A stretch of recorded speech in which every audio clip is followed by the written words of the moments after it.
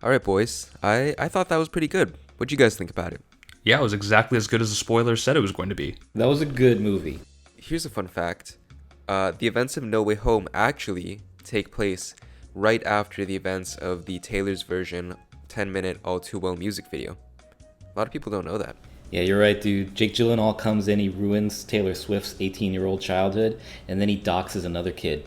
I thought it was pretty Sigma that Jake tried to cancel Tom Holland straight out of the MCU into the UCU. So Tom Holland decides to ask Benedict Cumberbatch to make the world forget he was in Uncharted.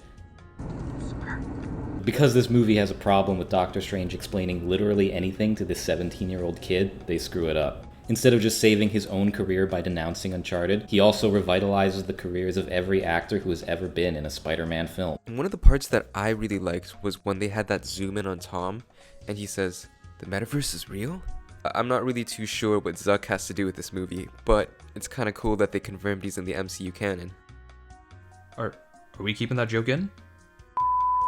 But it was really cool to see Peter beat Strange in the mirror dimension using the Fibonacci sequence. I think you mean the golden ratio. You mean the Archimedean spiral? Yeah, man, that absolute territory. The Zetai Ryoiki. What?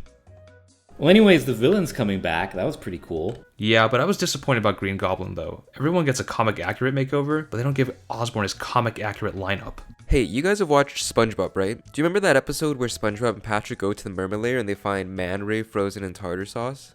And then SpongeBob and Patrick unfreeze him because he promises he'll learn to be good? This movie's like the same thing, right? Yeah, that's basically it. Ready for your first day at goodness school? The fight after is pretty great too, though. I forgot how absolutely yoked Green Goblin was until I saw him powerbombing Peter straight through the walls. My man was tapping into that vastness of human potential 40,000 years in the making. It's got that goblin formula. Yeah, the creatine. I really like that Lizard's entire role in that condo fight was just to like Lakitu Spider-Man back into the building after he tries to escape, and then he just leaves. I told you there'd be consequences! So you know that scene where Aunt May gets murked? Now that was supposed to be an emotional roller coaster of a scene, but I couldn't get into it. I'll tell you why. Remember that shot where Willem Dafoe puts up his hood and makes that face?